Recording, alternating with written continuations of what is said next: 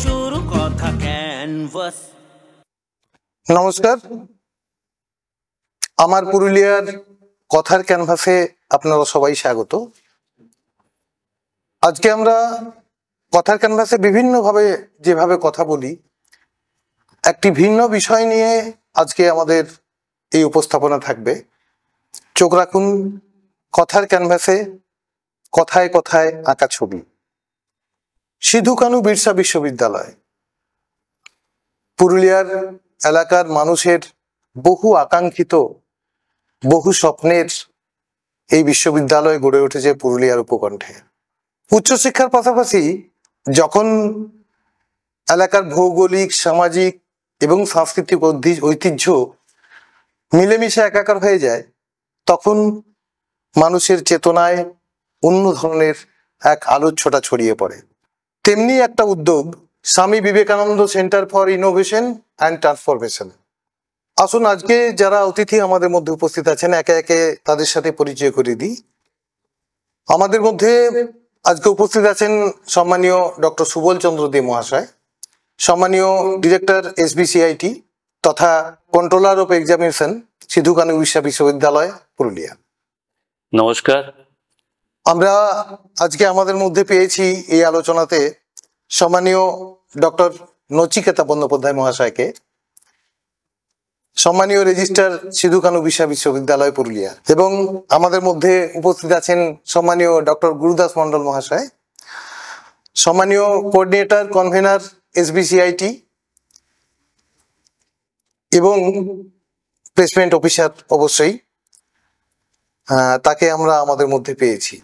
Sir, সকলকে আমরা স্বাগত জানাচ্ছি আমার পুরুলিয়া পরিবারে।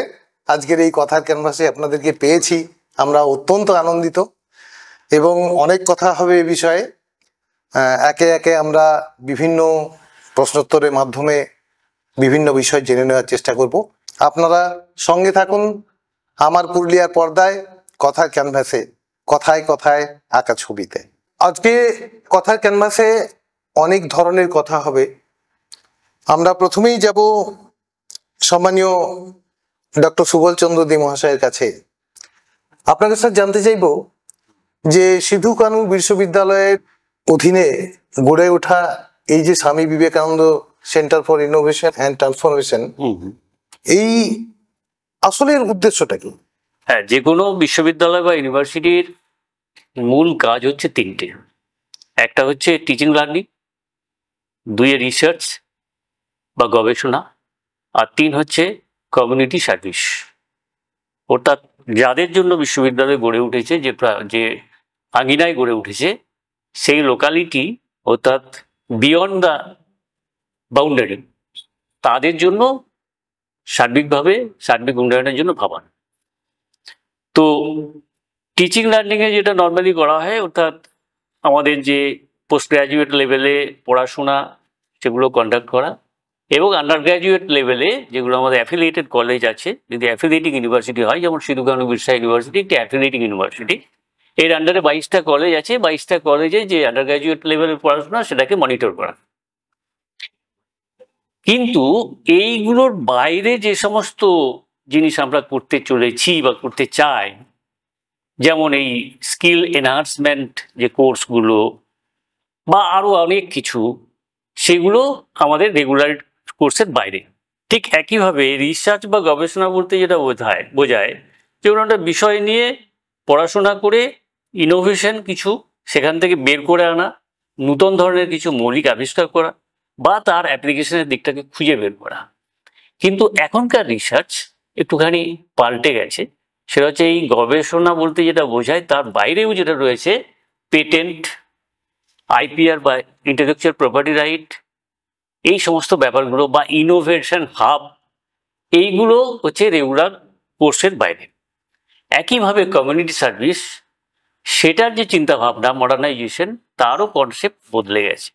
তাহলে এই যে SBCIT বা Swami Vivekananda centre for innovation and transformation, যেটা সম্প্রতি গড়ে উঠেছে আমাদের অনারেবল ভাইস চ্যান্সেলরের উদ্যোগে, তো এটা মূলত রেগুলার যে ইউনিভার্সিটির কাজ, তার বাইরের সমস্ত কাজগুলোকে একটা আমব্রেলার মধ্যে আনা হয়েছে।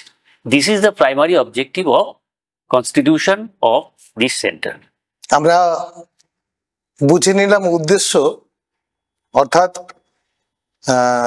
কি উদ্দেশ্যে কোন লক্ষ্যে এই ধরনের যে কোর্সগুলোর অন্তর্ভুক্তি সেটা আমরা স্যারের কাছ থেকে জেনে নিলাম। এরপর আমরা চলে যাচ্ছি, সম্মানীয় রেজিস্ট্রার স্যার আমাদের মধ্যে উপস্থিত আছেন। স্যারের কাছে আমার যেটা প্রশ্ন সেটা হচ্ছে, স্যার এই কর্মমুখী, জীবনমুখী বা বৃত্তিমূলক যাই বলি না কেন, এই কোর্সগুলোতে একটা অদ্ভুত প্যাটার্ন লক্ষ্য করা গেছে যে বিভিন্ন কর্মমুখী যে কোর্স তার সঙ্গে সঙ্গে পাশাপাশিভাবে এলাকার ভৌগোলিক, সামাজিক, সাংস্কৃতিক ঐতিহ্য মিলেমিশে একাকার হয়ে গেছে। একাধারে যেমন আমরা শর্ট টাইম কোর্সগুলো বিভিন্ন শিক্ষামূলক বিষয়ের উপর দেখছি, ঠিক তেমনি সাঁওতালি গান এবং নৃত্য, ঝুমুর, ছৌ, এরকম ধরনের জীবনশৈলী, লাইফস্টাইল সম্পর্কে যে বিভিন্ন বিষয়, অর্থাৎ বিভিন্ন বিষয়কে নিয়ে যে কোর্সের যে গঠন এবং যে একটা বিভিন্ন বিষয়কে তুলে ধরার প্রচেষ্টা বিশ্ববিদ্যালয়ের পক্ষ থেকে, এটা স্যার যদি একটু আমাদের বুঝিয়ে বলেন। দুটো কথা প্রথমে বলি। Swami Vivekananda centre for innovation and transformation এটি একটি নবস্থাপনা। আমার মাননীয় উপাচার্য এবং আমাদের যে অ্যাপ্রোপ্রিয়েট অথরিটি আছে, এক্সিকিউটিভ কাউন্সিল এবং কোর্ট অফ দ্য ইউনিভার্সিটি, আর এসবিসিআইটি যে নিজস্ব প্রশাসন যন্ত্র, এক্সিকিউটিভ কমিটি আছে, যা তাদের মধ্যে সকলে মিলে উনি যেমনটি বললেন, মানে আমাদের কন্ট্রোল অফ এক্সামিনেশন, যে এসবিসিআইটির একটি নিজস্ব মিশন, ভিশন এবং অবজেক্টিভ আছে। একই সাথে আমাদের সিধু কানু বিরসা বিশ্ববিদ্যালয়ের আমাদের যে মানে অ্যাপ্রোপ্রিয়েট অথরিটি এবং পশ্চিমবঙ্গ রাজ্য সরকার পঠন পাঠনের জন্য বেশ কিছু কোর্স প্রথম থেকেই ঠিক করে দেওয়া হয় এবং যেটা ক্রমবর্ধমান। তাহলে যেগুলি চলমান কোর্স আর এসবিসিআইটি নির্দেশিত যে কোর্সগুলো, এগুলো অনেকটাই কাছাকাছি মানের কিংবা অতিরিক্ত। এখন এসবিসিআইটির যে অবজেক্টিভ, সেই অবজেক্টিভকে সামনে রেখে এই জীবনমুখী, কর্মমুখী যে শব্দগুলো বলছেন, এই রকম কোর্সগুলো আমরা চালু করেছি। কিন্তু এসবিসিআইটি যে শুধু পাঠদানের জন্যই একেবারে মানে নির্ধারিত হয়েছে তা নয়, এই পাঠদানের বাইরেও তাদের আরো অন্যান্য সামাজিক অবদান আছে। এই মুহূর্তে আপনার নির্দিষ্ট প্রশ্নের কথা বলি। সিধু কানু বিরসা বিশ্ববিদ্যালয়ের যেটা অবজেক্টিভ ছিল যে আমরা আমাদের স্থানীয় এবং স্থানীয় ভৌগোলিক যে অঞ্চল, যদি আপনি সেটা ছোটনাগপুর মালভূমি বলেন, বাঁকুড়া পুরুলিয়া বলেন বা ভারতবর্ষের পূর্বাঞ্চল বলেন, এই জনসমষ্টিকে ক্যাটার করার জন্য, তাদের কাছে পৌঁছানোর জন্য, তাদের সাথে বিশ্ববিদ্যালয়ের মত বিনিময় করার জন্য আমরা এই সব কোর্সগুলোকে নিয়ে এসেছি। এই সব কোর্সগুলোর মধ্যে যেমন ছৌ, ঝুমুর, কুড়মালি, সান্তালি স্ক্রিপ্টোলজি, ম্যানুস্ক্রিপ্টোলজি কিংবা ধরুন পাবলিক হেলথ, এই সমস্তগুলো, এদের মধ্যে অনেকগুলো কোর্স আমরা চালাচ্ছিলাম। কিন্তু এখন প্রায় 21টা কোর্স চলমান। এইটা আমরা এসবিসিআইটির মিশন ভিশনকে সামনে রেখে একত্রীভূত করে একটা সমমানের 1 বছরের এবং 2 বছরের এই কোর্সগুলো আমরা করার চেষ্টা করেছি। এখন যেটা আপনি টিপিক্যাল প্রশ্নটা করলেন যে আমাদের এখানের এই জেলার আর্থ, সামাজিক, ভৌগোলিক এবং অর্থনৈতিক, এই 4টাকে এক করে এবং কালচারাল যে আসপেক্টটা আছে, আমরা মানে জনসমষ্টির কাছে যেটা বহু আদৃত হয়েছে এই মানে এই সময়ে, আমাদের ছৌ এবং ঝুমুর, কুড়মালি ল্যাঙ্গুয়েজ আর হেরিটেজ ম্যানেজমেন্ট অ্যান্ড মিউজিওলজি, এইগুলো দেখুন। ঝুমুর সেমি ক্লাসিক্যাল গান আমরা জনসমষ্টি আমাদের গায়, এটা মাটির গান ও কৃষকদের গান। ফলে এটা রন্ধ্রে রন্ধ্রে এখানের জনসমষ্টির মধ্যে সঞ্চারিত আছে। কিন্তু সেটাকে যখন আমরা একাডেমিক করতে চাই, অর্থাৎ যদি সেটাকে আমি বাংলার কাছে বা ভারতবর্ষের কাছে প্রেজেন্ট করতে চাই, তাহলে এটাকে নির্দিষ্ট পাঠ্যক্রমের মধ্যে ফেলে দেওয়া উচিত। এমনি আমরা তো সবাই জানি আমাদের এখানে যারা শিল্পী আছে, শিল্পীরাই কেউ ক্লাসিক গান গান, আমরা যেটাকে দরবারি বলি, কিংবা লৌকিক ঝুমুর, এটা হতেই থাকে। আমাদের এখানে শিল্পীতে ভরপুর, এই জেলাতে প্রচুর শিল্পী আছে। সেই শিল্পীরাও এখানে আসেন, তারা পাঠক্রমের সাথে সংযুক্ত হন এবং আরও শিখে, আরও নিজেকে আরও মানে ইম্প্রোভাইজ করে তারা জনসমষ্টির মধ্যে আরো ছাত্র তৈরি করেন। আমাদের গর্বের বিষয়, আমাদেরই ছাত্র এখন ঝাড়গ্রাম বিশ্ববিদ্যালয়ের অধ্যাপক হয়ে গেছেন। তারা কিন্তু আমাদের এই ঝুমুর কোর্স একদা পাঠ করেছেন। অনুরূপ আমাদের জেলার যারা ছৌ শিল্পী আছে তারাই আমাদের মেন্টার আমাদের ছৌ কোর্সে। আমাদের যারা নব উদীয়মান শিল্পী ছৌয়ের তারাও আমাদের ছাত্র। ফলে এখানে যে গুরু শিষ্য পরম্পরা যেটা, সেটা যেমন বাইরে ছিল, আমাদের এই প্রাঙ্গণের মধ্যেও গুরু শিষ্য পরম্পরায় ছৌয়ের এখানে বিকাশ ঘটছে। আমরা গর্বিত এই একটা কারণে, পূর্বাঞ্চলের মধ্যে আমাদের বিশ্ববিদ্যালয় প্রথম ছৌ সম্পর্কে কোনো পাঠ্যক্রম মানে এটা চালু করেছে। যদি আমি বলি এই মুহূর্তে পূর্বাঞ্চলে প্রায় 5 লক্ষ সামথিং কুড়মালি ভাষাভাষী। তো কুড়মালি ভাষাভাষী যারা আমাদের বিশ্ববিদ্যালয়ের নর্মাল কোর্সে অর্থাৎ পোস্ট গ্র্যাজুয়েটে মাস্টার ডিগ্রিতে কুড়মালি ভাষা এই তো সেদিন হয়েছে, মাত্র বছর 2-3। তার আগে থেকে আমাদের একটা ডিপ্লোমা কোর্সটা চলছিল। কিন্তু এই ভাষার যে কুড়মালি ভাষা শেখার যে আগ্রহ, সাধারণ যারা কুড়মালি ভাষা শিখতে চায় তাদের জন্য এই মিশন এবং ভিশনকে সামনে রেখে এই নবরূপে এই কোর্সটাকে আবার প্রেজেন্ট করছে এসবিসিআইটি। অনুরূপ একেবারে নতুন বিষয়, গবেষণার বিষয় সাঁওতালি স্ক্রিপ্টোলজি। সাঁওতালি স্ক্রিপ্ট খুব বেশি আদিমতম নয়, একেবারেই সাম্প্রতিক কালের। আমরা আমরা তার আবিষ্কার, প্রথম আবিষ্কারক, তার ইম্প্রোভাইজেশন, আরো ইম্প্রোভাইজেশন আমরা পরপর দেখে যাচ্ছি। ফলত সাঁওতালি জনমানসে, গবেষকদের মধ্যে, বুদ্ধিজীবীদের মধ্যে, নবীন শিক্ষার্থীদের মধ্যে এই ভাষা সম্পর্কে একটা আগ্রহ এসছে। এইটা যদি আমরা বলি, এই যে কয়েকটা আমরা বললাম, এটা হচ্ছে যে কালচারাল আসপেক্ট, এসবিসিআইটি, জনসমষ্টি, এদের মধ্যে একটা সম্পর্ক। কিন্তু এটাই তো শেষ কথা নয়। আমাদের মধ্যে একটা ফ্ল্যাগশিপ কোর্স আছে দুটো, একটা মিউজিওলজি, আরেকটা হচ্ছে পাবলিক হেলথ। হ্যাঁ, এটাও আমাদের কোনটা সার্টিফিকেট কোর্স, কোনটা ডিপ্লোমা কোর্স। এই মুহূর্তে আমাদের মানে অর্থকরী বলবো না, কিন্তু খুব সফলতম ছাত্রছাত্রী যারা পাস আউট হয়ে আছে এই দুটো কোর্স থেকে বেরিয়েছে।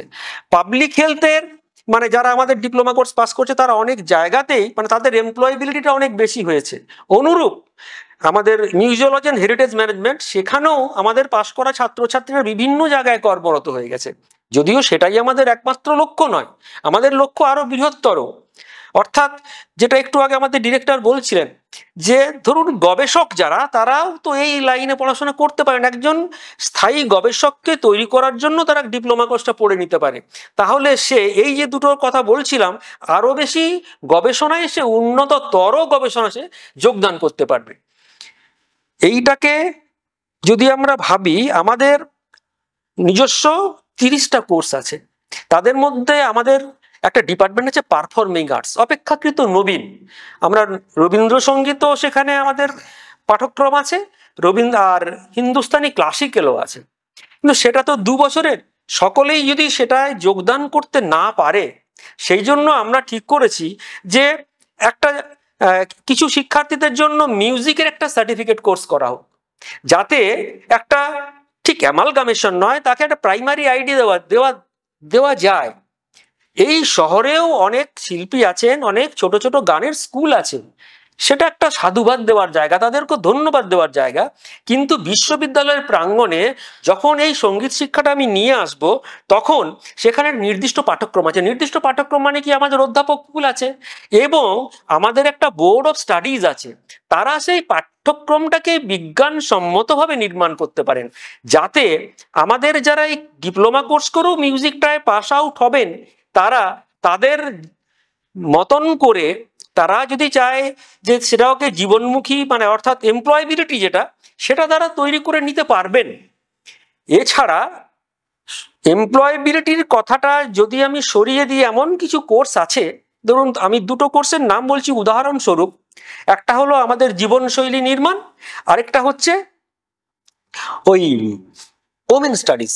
আচ্ছা, দেখুন এই প্রথমে ওমেন স্টাডিজটা বলি, ছাত্রছাত্রীর সংখ্যা এখানে খুব কম। ওমেন স্টাডিজটা চালু হয়েছে মানে আমাদের সমগ্র বিশ্বে উন্নততর দেশগুলোতে অনেক আগে, ঠিক এইভাবে ওমেন স্টাডিজ হিসেবে তাদের দরকার ছিল। দেখুন মহিলারা বা আমাদের নন্দিনীরা লেখাপড়ার জগতে অনেক পরে এসছে। 1880-তে কেমব্রিজে প্রথম মেয়েরা চান্স পেল। অর্থাৎ এখন যেসব শব্দগুলো আছে, feminism, femininity, first wave, second wave, third wave, fourth wave, women studies ভারতবর্ষের প্রেক্ষিতে, বিশেষ করে আমার জেলার প্রেক্ষিতে, যেখানে দেখে নিই আমরা স্ত্রী পুরুষের শিক্ষাক্রমে অংশদান মানে অংশগ্রহণটা কতটা, এবং এখানে যেহেতু আমাদের সমষ্টির মধ্যে আদিবাসী জনগণের সংখ্যাও বেশি, একটা সময় ছিল তারা স্কুলের আঙ্গিনায় যেতে পারেনি। দরকার হয়েছে এই রকম যে কোথাও কি তারা লিঙ্গ বৈষম্য হচ্ছে এমন কিছু ভাবনায় ভাবিত হয়ে যাচ্ছেন। লিঙ্গ বৈষম্য দূরীকরণ নয়, অর্থাৎ ফেমিনিজম, ফেমিনিটি এবং মহিলাদের সচেতনতা, আত্মসম্মান, তাদের প্রত্যয়ী করে তোলার জন্য আমাদের ওমেন স্টাডিজ এইটাকে আমরা জনপ্রিয় করার চেষ্টা করছি। মানে বিশ্ববিদ্যালয় অনেক দিন ধরে করছে। আমি চাইবো যে এখানেও যে আমাদের যারা কন্যারা আছে তারা এই পাঠ্যক্রমে যোগদান করুন, মিউজিকেও যোগদান করুন। এই রকম ভাবে এই মুহূর্তে আমার ডিরেক্টর হয়তো আবার পরে বলবেন যে ওই ভ্যালুজ এডুকেশন যেটাকে বলছে, মূল্যবোধের শিক্ষা, তার সাথেই জীবনশৈলী, এই দুটোকে অর্থাৎ সংকরায়ন করে আমাদের ওই কোর্সটা করা হয়েছে, যেটা সকলের জন্য, মানে যে কোনো বয়সের আসুক, যে কিশোর কিশোরী তারা আসুক, যে এখন মধ্য বয়সে আছে তারা আসুক, মূলত এদের উপরে দায়িত্ব থাকছে এই পাঠ্যক্রমের কি করে সমাজ নির্মাণ হবে।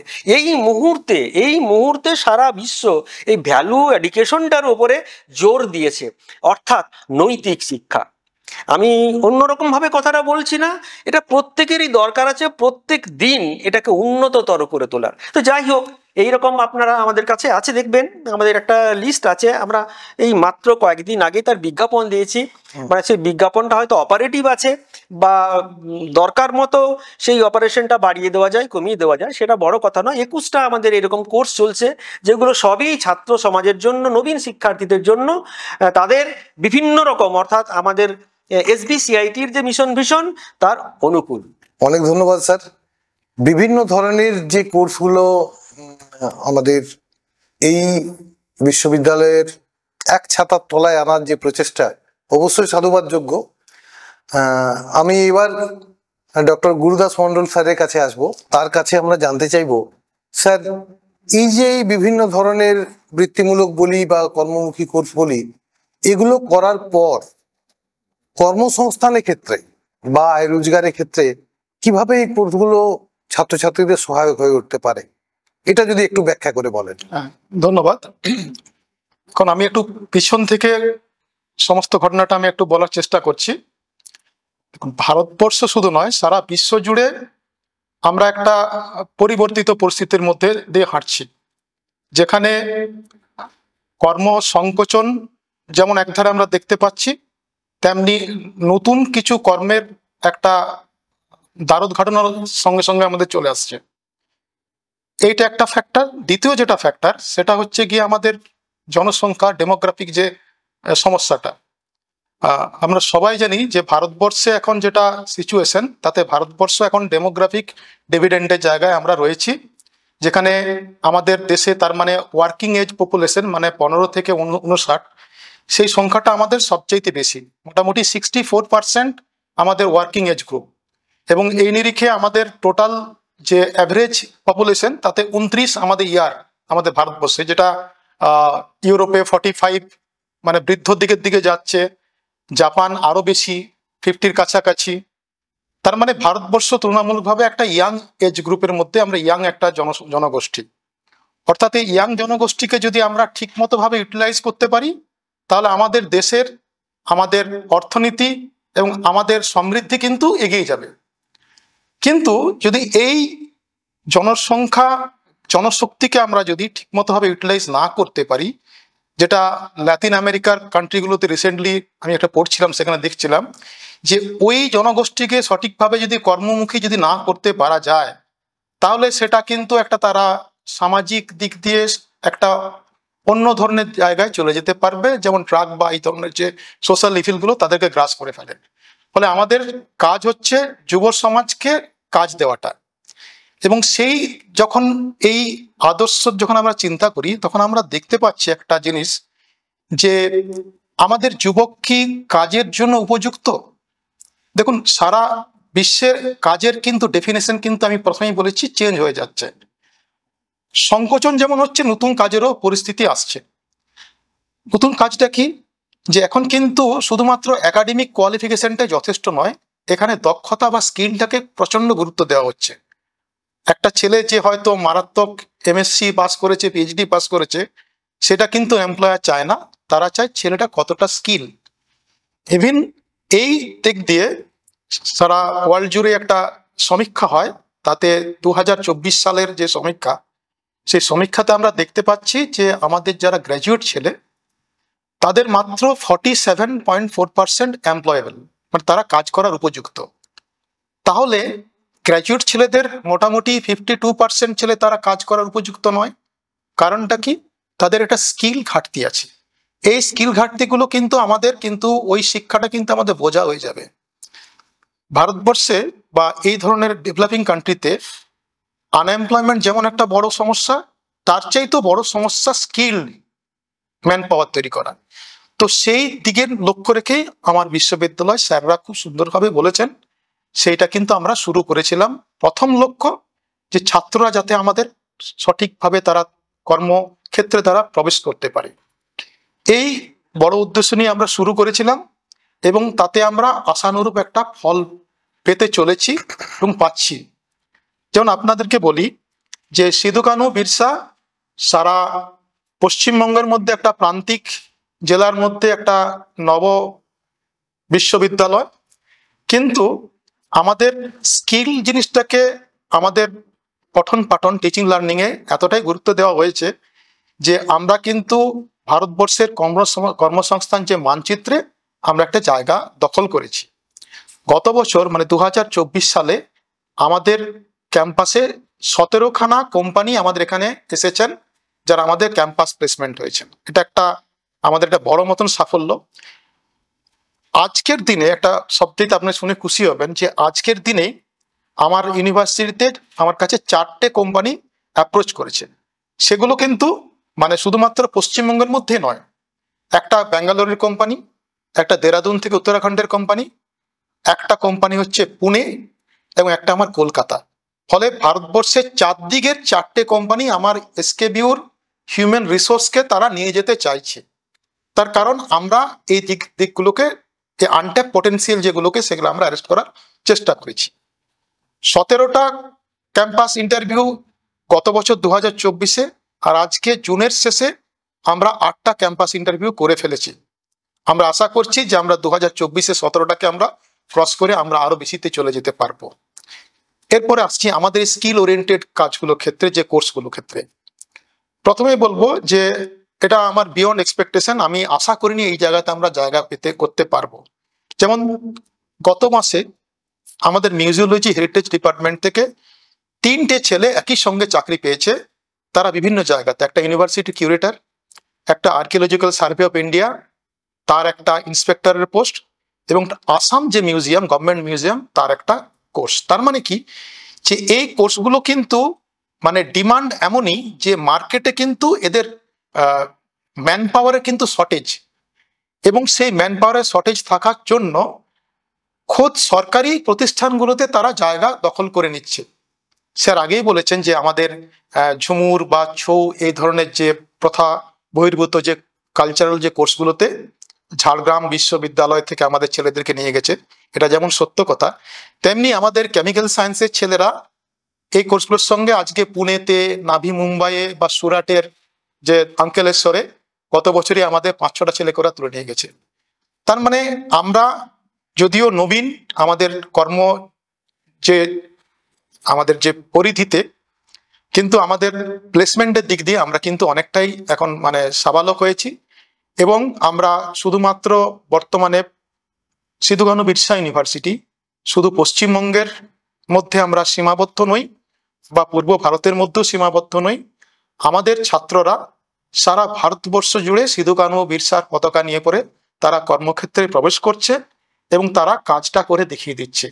একইভাবে আপনি যেভাবে বললেন তাতে দুটো বিষয় পাশাপাশি থাকছে। একদিকে যেমন দক্ষতা বৃদ্ধির লক্ষ্যে দক্ষ মানুষ গড়ে তোলার একটা প্রচেষ্টা থাকছে, তার পাশাপাশি ওই ধরনের কোর্স নিয়ে উচ্চশিক্ষার সুযোগটাও থাকছে। মানে কুড়মালি যদি আমি ধরি, যে কুড়মালি নিয়ে একবার পিজি ডিপ্লোমা করার পরে এরপরে সে উচ্চশিক্ষায় যেতে পারে, এটা একটা বড় জায়গা। এই দক্ষতা বৃদ্ধির যে কোর্সগুলো, সেক্ষেত্রে প্লেসমেন্ট কেমন, অর্থাৎ কর্ম নিশ্চয়তা সেক্ষেত্রে কতটা একদম নিশ্চিত করা গেছে? দেখুন, আমি বলছি আমাদের একটা কোর্স আছে, ধরুন পাবলিক হেলথ, জুলজি, বোটানি বা লাইফ সায়েন্সের ছেলেরা এই কোর্সটা তারা করতে পারে। এখন এই পাবলিক হেলথ কোর্সটা একটা এমনই যে কোর্সটা কিন্তু সরাসরি হেলথ এবং অ্যালাইড এডুকেশনের মধ্যে ঢুকে যাচ্ছে।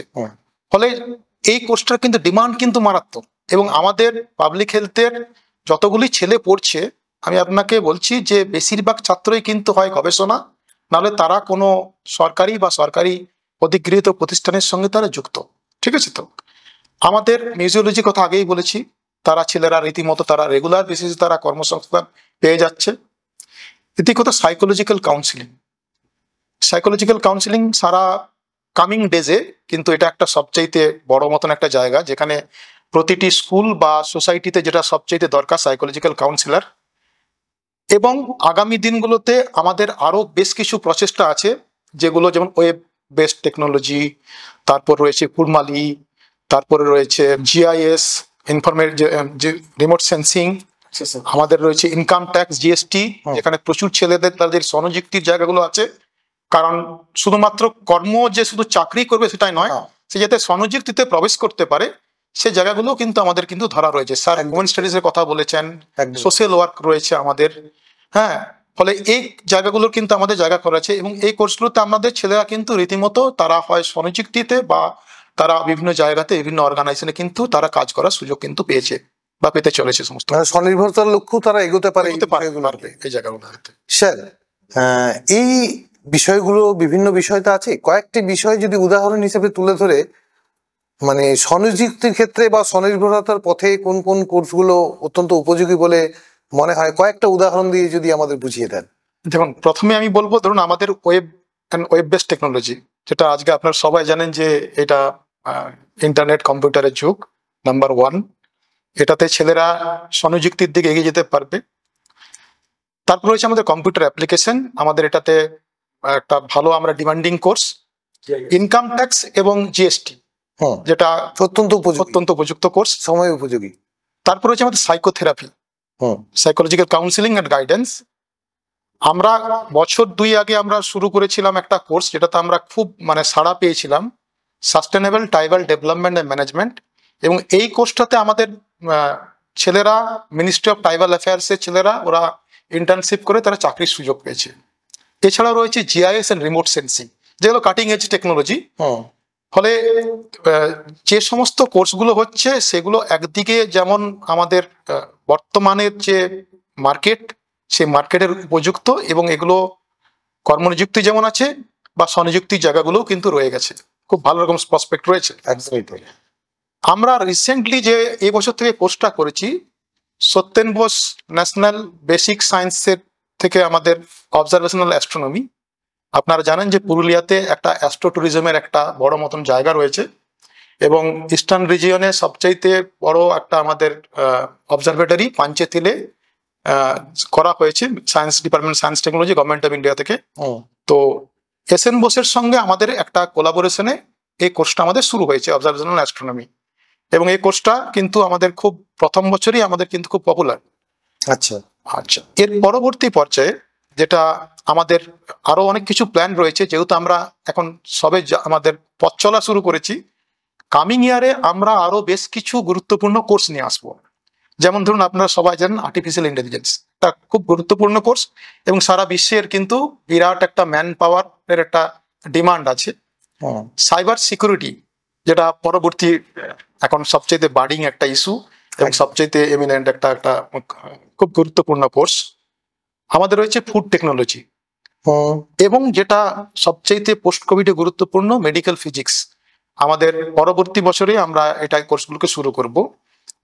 আপাতত আমাদের আরেকটা রয়েছে মেশিন লার্নিং। ঠিক আছে? তো এই 5-6টি কোর্স যেগুলোতে মার্কেটে প্রচুর ডিমান্ড রয়েছে এবং আমাদের ম্যান পাওয়ারের একটা সাপ্লাই দেওয়ার একটা জায়গাটা আমরা চিন্তা ভাবনা করেই এই কোর্সগুলো আমরা খুলতে চলেছি।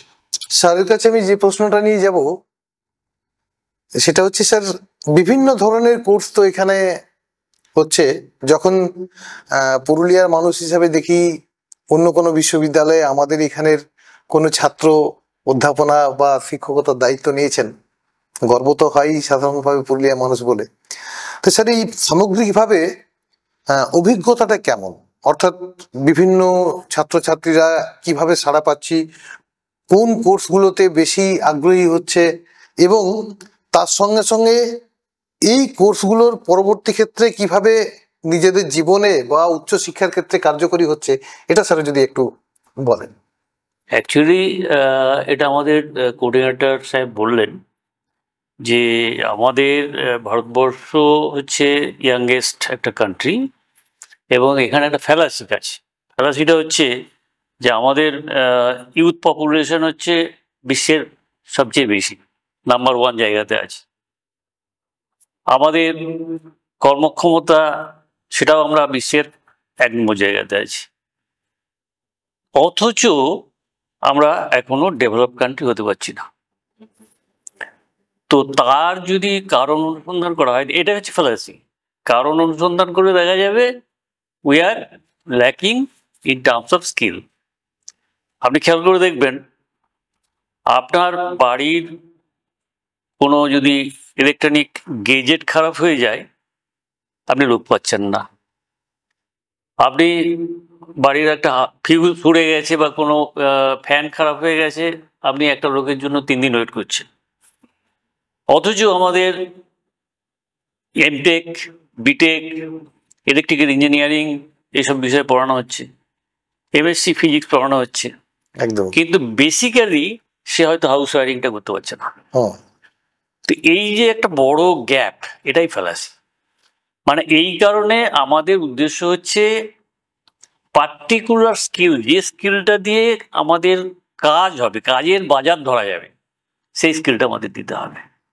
অর্থাৎ আমরা যদি হাউস ওয়ারিংটা শেখাই, সে বাংলা নিয়ে এমএ করছে, কিন্তু তাকে আমরা হাউস ওয়ারিংটা শিখিয়ে দিলাম, সে দুটো পসিবিলিটি খুলে গেল তার সামনে। সে বাংলার টিচার হতে পারে, গ্র্যাজুয়েট হয়ে গেল, সে যে কোনো কম্পিটিটিভ পরীক্ষায় বসতে পারে। অ্যাট দ্য সেম টাইম সে এই যে ডোমেস্টিক যে নিড পুরুলিয়া শহরের বা গ্রামের, সেখানে সে ওই পরিষেবাটা দিতে পারে, সে তার আর্নিং বাড়াতে পারে, তার লাইভলিহুড ওখান থেকে ম্যানেজ করতে পারে। এইটা হচ্ছে আমাদের উদ্দেশ্য, বেসিক উদ্দেশ্য। তো এইটা আমাদের ইন্ডিয়াতে ল্যাক করছে। আবার একটা, আপনি যদি সমীক্ষা দেখেন, এই রিসেন্ট সমীক্ষার ফল বলছি, ভোকেশনাল ট্রেনিং বা বৃত্তিমূলক শিক্ষা, এইটা দেখা গেছে আমাদের দেশে 5% পপুলেশন বৃত্তিমূলক শিক্ষা পেয়েছে, whereas জার্মানি সেটা হচ্ছে অ্যাবাউট 80%, আর সাউথ কোরিয়াতে হচ্ছে অ্যাবাউট 90%। সেই কারণে আপনি খেয়াল করে দেখবেন আমরা এলজি, স্যামসাং এই ব্র্যান্ডের জিনিসগুলো ইউজ করছি, বা বিএমডব্লিউ কারে আমরা চড়তে ভালোবাসি, স্বপ্ন দেখি। কেন আমাদের ইন্ডিয়ান মেড জিনিসে হয় না? তার মানে কি আমাদের 5% লোক মাত্র এই ভোকেশনাল ট্রেনিংটা নিয়েছে, তাদের স্কিলটুকু আমরা দিতে পেরেছি, বাকিটা স্কিল নিতে চাইনি। এই স্কিল বেসড এডুকেশনটাকে আমাদের এখন কিন্তু ভাবতে হবে। This is the right time to focus on this particular matter. এবং সেই কারণে আমাদের স্বামী বিবেকানন্দ সেন্টারের মধ্যে, এই আমব্রেলার মধ্যে এগুলোকে আনার চেষ্টা করা হচ্ছে। আমাদের এমন নয় যে আমাদের স্কিল ডেভেলপমেন্ট সেন্টার ছিল না, ছিল। সেখানে কয়েকটা কোর্স আমরা ইন্ট্রোডিউস করেছিলাম। আমরা মোটামুটি সমীক্ষা করে নিয়েছি, কোন কোর্সগুলো সাস্টেন করছে সেগুলো আমরা দেখে নিয়েছি। এবং একই সাথে আগামী দিনে একটা রেভলিউশনারি চেঞ্জ হয়েছে। লাস্ট 10-20 ইয়ার্সের মধ্যে আমাদের সমস্ত দিক দিয়ে টেকনোলজিক্যাল একটা বিশাল পরিবর্তন হয়েছে, প্যারাডিম শিফট। তার ফলে আমাদের আগামী দিনের পরিকল্পনাও আমরা করে নিয়েছি। আমাদের এসবিসিআইটির যেমন স্কিল বেসড ট্রেনিংটা আমাদের একটা গুরুত্বপূর্ণ পার্ট। আমরা যেটা উনি বললেন যে আমরা মেডিকেল ফিজিক্স রাখছি, artificial intelligence and machine learning রাখছি, আমরা ফুড টেকনোলজি রাখছি, আমরা দরকার মতো মুভ করে নেব দেবেন মাহাতোর সাথে। দেবেন মাহাতো মেডিকেল কলেজ, যেটা আমাদের পুরুলিয়ার গর্ব, তাদের সাথে মুভ করে আমরা মেডিকেল ফিজিক্স পড়াবো। ইঞ্জিনিয়ারিং কলেজ আছে, গভর্নমেন্ট ইঞ্জিনিয়ারিং কলেজ, তাদের সাথে মুভ করে আমরা এই সমস্ত ফুড টেকনোলজি বা আর্টিফিশিয়াল ইন্টেলিজেন্স মেশিন লার্নিং এর কোর্স আমরা জয়েন্টলি করতে পারি। এইগুলো আগামী দিনের আমাদের পরিকল্পনা আছে। ঠিক একইভাবে আমাদের রিসেন্টলি আমরা এই যে এসবিসিআইটির আন্ডারে আমাদের যে এক্সিস্টিং 5টা সেন্টার ছিল বিক্ষিপ্তভাবে কাজ করতো, যেমন সেন্টার ফর ইন্ডিজিনাস স্টাডিজ, তারা বেসিক্যালি পুরুলিয়ার যে এথনিক দিকটা, হেরিটেজের দিকটা, ছৌ ঝুমুর, এই সমস্ত ইন্ডিজিনাস যে জায়গাটা, সেটাকে কাজ করেছে, সেটার উপর কাজ করেছে, অনেক প্রজেক্ট তারা নিয়েছে। সিমিলারলি আমাদের আরেকটা সেন্টার ছিল, সেটা হচ্ছে সেন্টার ফর এন্ডেঞ্জার ল্যাঙ্গুয়েজেস, তারাও অনেক কাজ করেছে। এবং আপনারা খেয়াল করে দেখবেন কুড়মালিকে আমরা যেমন ডেভেলপ করেছি, একই সাথে সান্তালিকেও আমরা সেরকম এফোর্ট দিয়েছি। কারণ বর্ধমান বিশ্ববিদ্যালয়ের আন্ডারে যখন আমাদের এই কলেজগুলি ছিল, পুরুলিয়া জেলার কলেজগুলি, যখন সিধু কানু বিরসার ইউনিভার্সিটির জন্ম হয়নি, তখন থেকে আমাদের এখানে মানভূম কলেজে সান্তালিতে মাস্টার ডিগ্রি পড়ানো হতো, বর্ধমান ইউনিভার্সিটির একমাত্র জায়গা। তো ন্যাচারালি যে সান্তালি ল্যাঙ্গুয়েজ, সেটাকে আমরা প্রমোট করেছি। একইভাবে কুড়মালিকে আমরা রিসেন্টলি প্রমোট করেছি। আপনারা খেয়াল করবেন কুড়মালি ভাষা শিক্ষা আমরা শুরু করলাম মাস্টার ডিগ্রি থেকে। নর্মালি যে এটা শুরু হয় প্রাইমারি লেভেল থেকে, তারপর স্কুলে আসে, তারপর কলেজে আসে, তারপরে মাস্টার ডিগ্রিতে হয়ে যায়। আমরা মাস্টার ডিগ্রিতে শুরু করেছি। এইরকম একটা ব্যতিক্রমী সিদ্ধান্ত আমাদের ইউনিভার্সিটি অথরিটি নিয়েছে। এটা একটাই উদ্দেশ্য, to promote the local languages. এবং একমাত্র বিশ্ববিদ্যালয় আমার মনে হয় যেখানে আমরা কুড়মালি, সান্তালি, বাংলা, ইংরেজি, উর্দু, সংস্কৃত এতগুলো ল্যাঙ্গুয়েজকে প্রমোট করছি।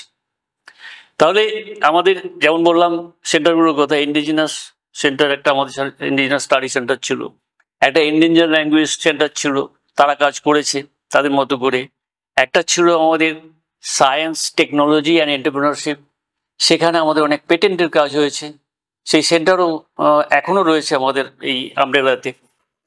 এবং ইনোভেশন হাব বলে একটা সেন্টার আছে আমাদের, সেটা ইনোভেটিভ আইডিয়ার জন্ম দেবে, আমাদের যে নতুন আইডিয়া তার উপরে পেটেন্ট করার চেষ্টা করবে।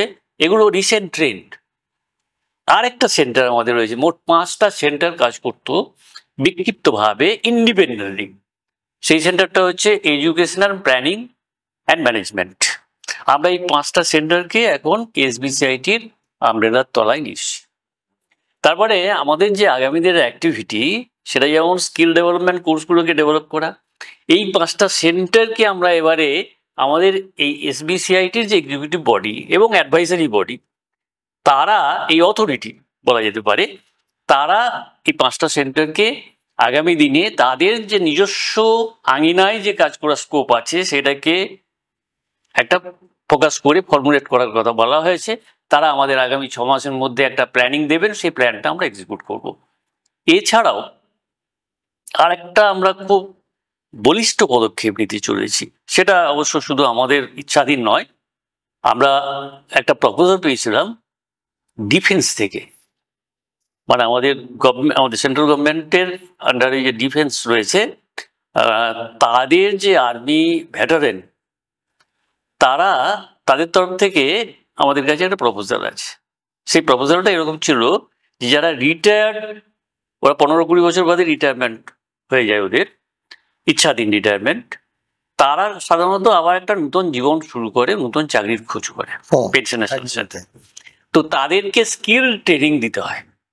তারা চাইছিল যে যদি ইউনিভার্সিটির তরফ থেকে একটা স্কিল, তাদের মতো কোর্স যদি আমরা করে দিই, ম্যানেজমেন্ট কোর্স পার্টিকুলারলি, যেমন ম্যানেজমেন্টটা এরকম হতে পারে psychological management, life skill management যেটা আমরা করেছি, বা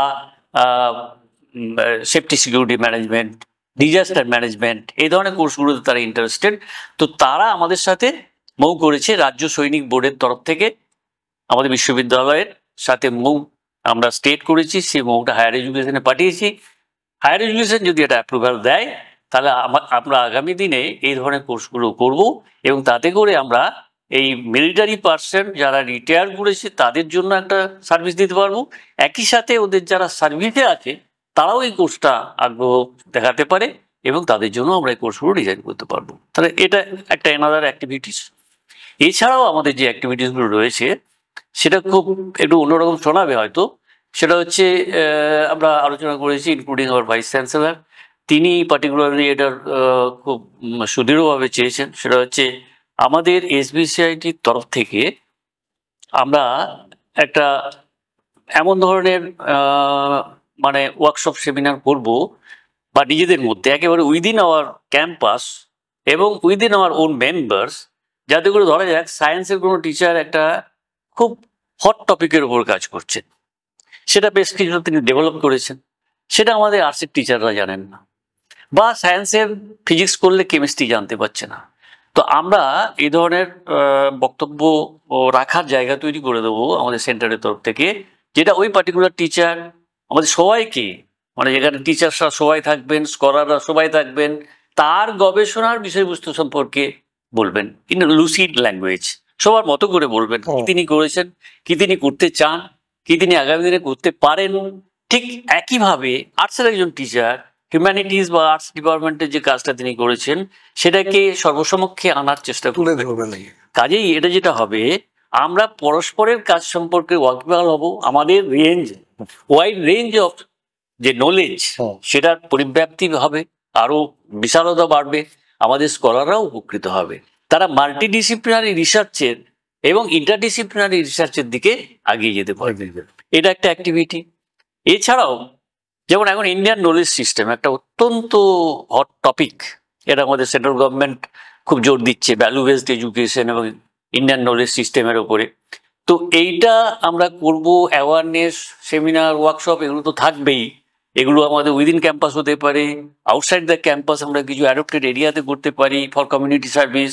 এছাড়াও আমাদের টিচারদের মধ্যে কিছু এক্সটার্নাল আমাদের হয়তো লোকজন আসবেন এবং টিচাররাও একটা সান্ধ্যকালীন আফটার অফিস আওয়ার্স মান্থলি বা ফোর্টনাইটলি একটা করে লেকচারের অ্যারেঞ্জমেন্ট হবে। সেখানে একজন কোনো পার্টিকুলার টিচার আলোচনা করবেন দর্শন নিয়ে, ভারতবর্ষের দর্শন নিয়ে। সেই কনটেক্সটে সারা পৃথিবীর দর্শন কোথায় দাঁড়িয়ে রয়েছে, মানে আমাদের যেগুলো গর্ব করার মতো বিষয় ছিল, আমাদের পুরোনো দিনের যে অ্যাস্ট্রোনমিক্যাল ওয়ার্ক ছিল, সার্জারি সুশ্রুতের কথা আমরা জানি, চরক সংহিতার কথা জানি, আমরা আর্যভট্টের কথা জানি, আমরা বিক্রমাদিত্যের কথা জানি। এই যে আমাদের ইন্ডিয়ান যে ভ্যালুস ছিল, ইন্ডিয়ান যে নলেজ ছিল in science, in arts humanities, in surgery, in medicine, in astronomy, in astrophysics, এইগুলোকেও আমরা কিন্তু ওই আলোচনা সান্ধ্যকালীন আলোচনার মধ্যে আনার চেষ্টা করব এবং তার পার্সপেক্টিভে ঠিক এখন কোথায় ইন্ডিয়ান সায়েন্স দাঁড়িয়ে আছে বা ইন্ডিয়ান ফিলসফি দাঁড়িয়ে রয়েছে, এই আলোচনাগুলো আমরা ওখানে করব। অর্থাৎ পুরনো ঐতিহ্য তার সঙ্গে বর্তমান অবস্থা একবারে পাশাপাশি তাদেরকে রেখে দেখা। এবং আমাদের তো অনেক সময় অনেক মিথ বলে ভাবি আমরা, যেমন অনেককে পুষ্পক রথের কথা বলে, হ্যাঁ, এখনকার দিনে সেটা ফ্লাইটের কথা, মানে এরোপ্লেনের কথা বলা হয়, এরকম অনেক ব্যাপার আছে। তো যাই হোক, কিছু মিথ তৈরি হয় আর কিছু সত্যি সত্যি বৈজ্ঞানিক ভিত্তি থাকে। আমরা সবগুলোকেই, সব সংস্কারকেই কুসংস্কার বলতে পারি না, কতগুলো ভালো সংস্কার থাকে যেগুলোকে আমরা বিজ্ঞান দিয়ে ব্যাখ্যা দিতে পারি না, সেগুলোকে আমরা কুসংস্কার বলে ফেলি হয়তো অনেক সময়। কিন্তু তার মধ্যেও দেখবেন আগামী দিনে এমন কিছু লজিক বেরোবে, এমন কিছু র্যাশনালিটি বেরোবে, সেটা হয়তো ভালো সংস্কার হিসেবেই গণ্য হতে পারে। কাজে এই সমস্ত আলোচনাগুলো আমরা বিশ্ববিদ্যালয়ের প্রাঙ্গণে করব। অর্থাৎ আমরা এসবিসিআইটির মাধ্যমে একটা অন্য রকমের তরঙ্গ তুলে দিতে চাইছি আমাদের ফ্র্যাটার্নিটির মধ্যে, ইনক্লুডিং আওয়ার স্টুডেন্টস, যেখানে বর্তমানে যে একটা শিক্ষার প্রতি আমাদের ইউথ, যে যুবক যুবতী বা ছাত্রছাত্রীদের একটা অনাগ্রহ তৈরি হয়েছে আউট অফ ফ্রাস্ট্রেশন, কারণ তাদের কাছে জব অপরচুনিটি ভীষণভাবে কমে গেছে। পার্টিকুলারলি এখন both central government, state government, সব দিকে তাকালেই আমরা শুধু দেখি কোথাও কোনো অ্যাডভার্টাইজমেন্ট নেই, পড়াশোনা করে কি হবে, গ্র্যাজুয়েশন করে কি হবে, পোস্ট গ্র্যাজুয়েশন করে কি হবে।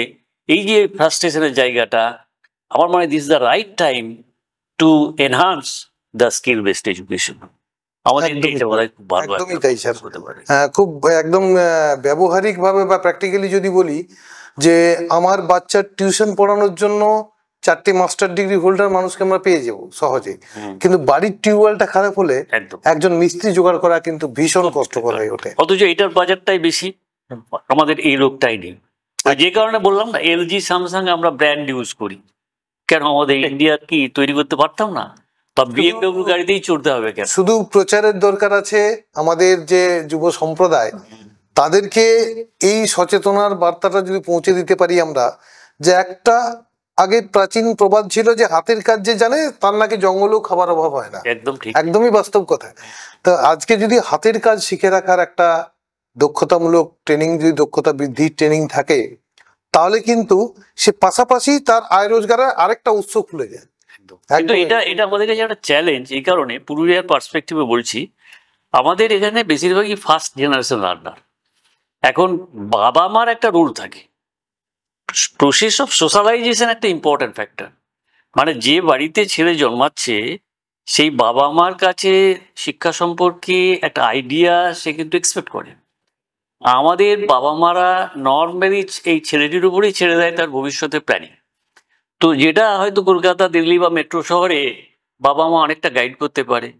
আমরা যদি বলি তুমি এই স্কিল এটা পড়ো, বাবা মা হয়তো মনে করবেন, অ্যাকসেপ্ট করতে পারবেন না, বা ছেলেটিকে এনকারেজ করতে পারবেন না, না বাবা তুমি বরং MA না করে এটা করো, এটা বলার সাহসটা নেই।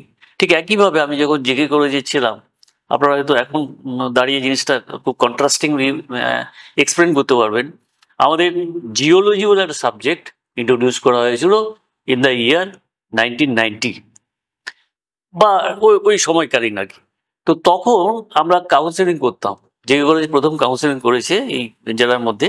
আমরা যাদবপুর থেকে 2 দিন গিয়ে ওখানে দেখলাম what is counselling, how it is can be materialise. তো তারপরে এসে আমরা কাউন্সেলিং যখন করি, আশ্চর্যজনকভাবে কোনো ছেলে জিওলজি পড়বে না, কোনো ছেলে জিওলজি পড়বে না।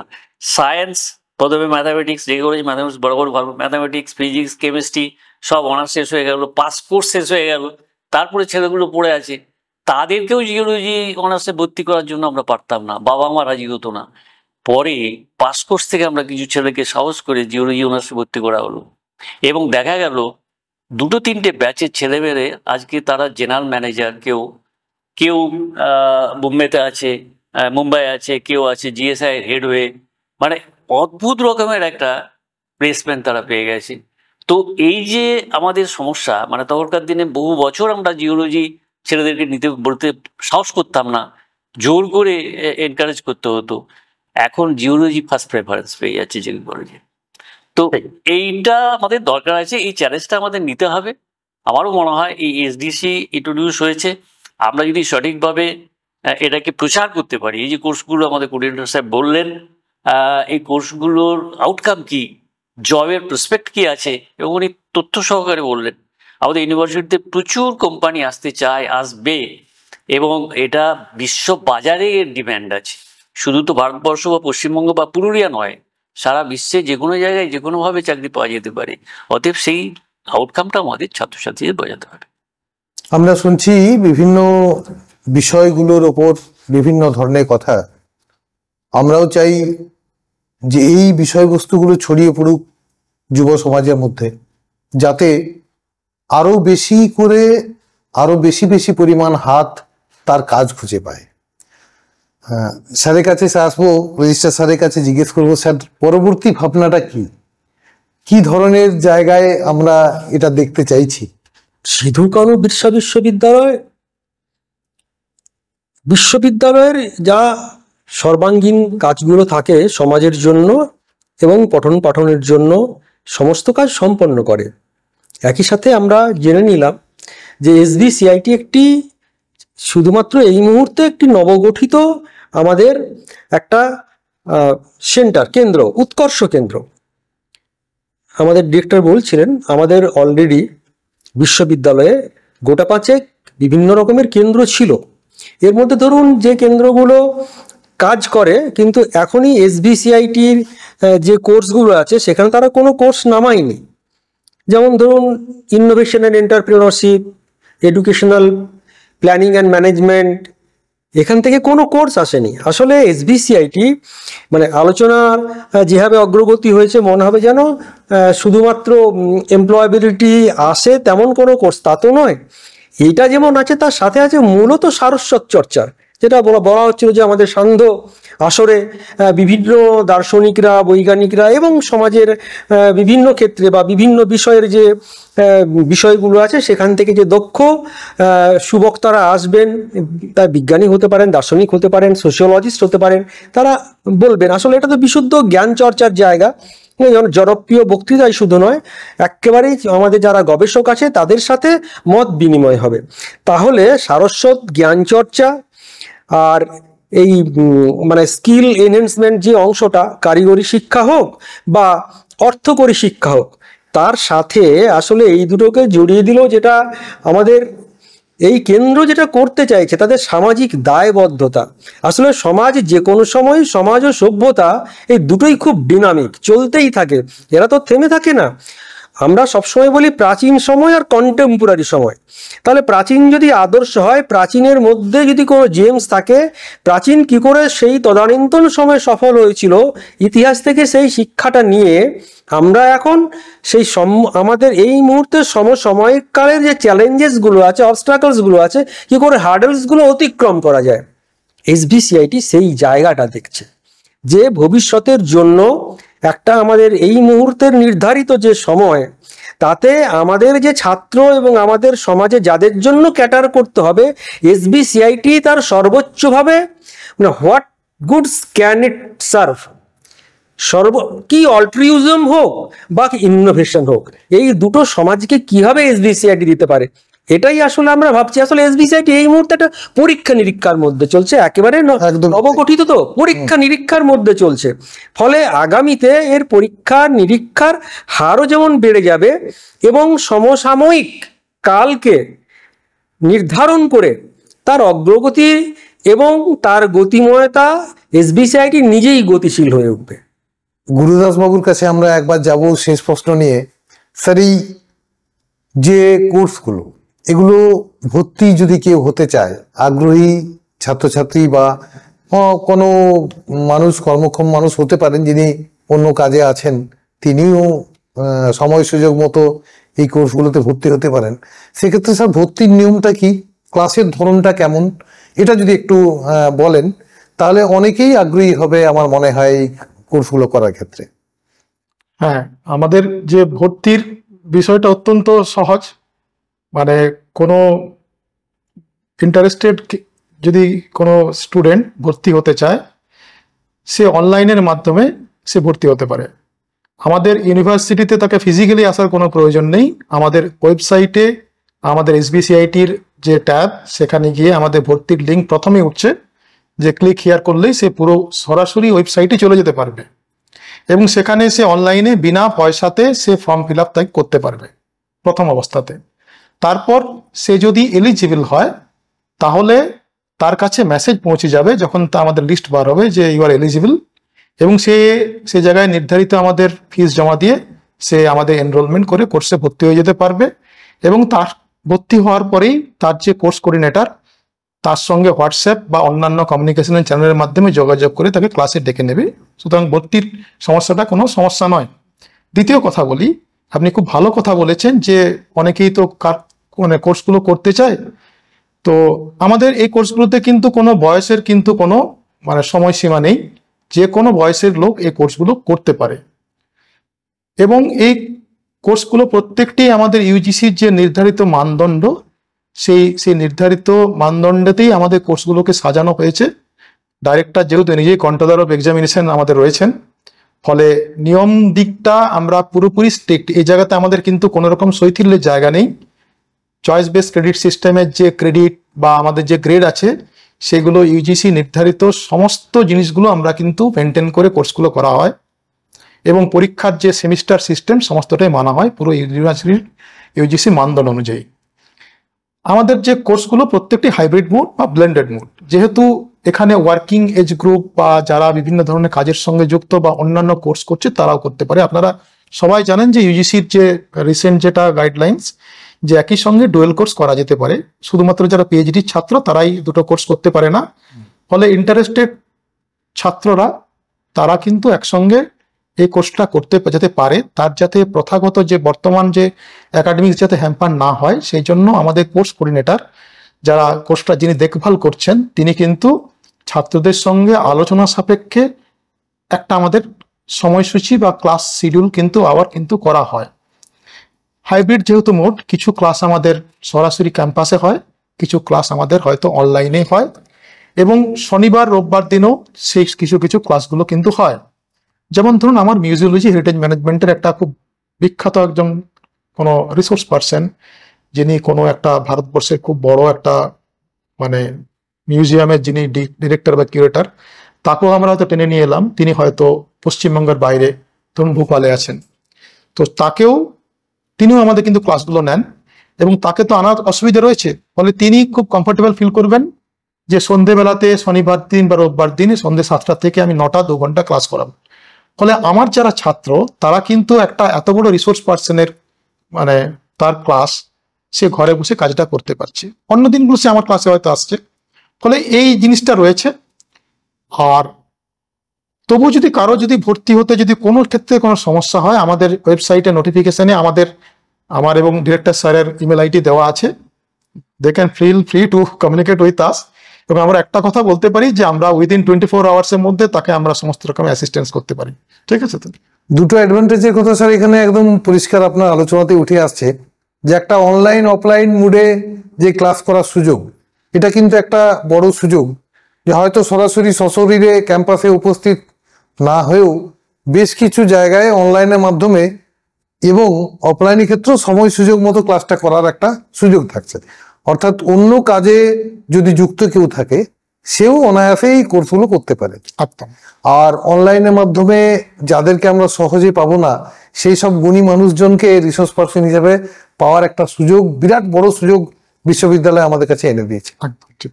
অনেক ধন্যবাদ স্যার, এতক্ষণ ধরে আমাদের এই আলোচনার মধ্যে আরো যদি সুযোগ থাকে আমরা অবশ্যই বিভিন্ন বিষয় নিয়ে আসবো। তবে একযোগে আপনাদের তিনজনকেই আমরা পেয়েছি আজকের পর্দায়, আপনারা অত্যন্ত আনন্দিত। আমরা আশা করি দর্শকদের কাছে এই বিষয়গুলো সরাসরি তারা বুঝতে পারবেন, এবং এই কর্মমুখী বৃত্তিমূলক যাই বলি না বা কেন, এই কোর্সগুলো আসলে আদপে সারা জীবনে আয় রোজগারের ক্ষেত্রে একটা বিরাট বড় ভূমিকা নেবে, এটাই আমাদের ধারণা। আমাদের পক্ষ থেকে সামান্য উপহার আপনাদের হাতে আমরা তুলে দিতে চাইছি। আরো একবার ধন্যবাদ জানাই, আপনাদের অমূল্য সময় আমাদের দিয়েছেন। আমরা চেষ্টা করব যে প্রচারের মাধ্যমে এই ধরনের কোর্সগুলোতে আরো বেশি করে মানুষ যুক্ত হোক, এই প্রচেষ্টা আমাদের তরফ থেকেও থাকবে। আমরা আমাদের আজকে দীর্ঘ আলোচনায় যে তিনজনকে পেয়েছি, আমাদের মধ্যে সম্মানীয় ডক্টর সুবল চন্দ্র দে মহাশয় উপস্থিত আছেন, আলোচনায় অংশগ্রহণ করেছেন। সম্মানীয়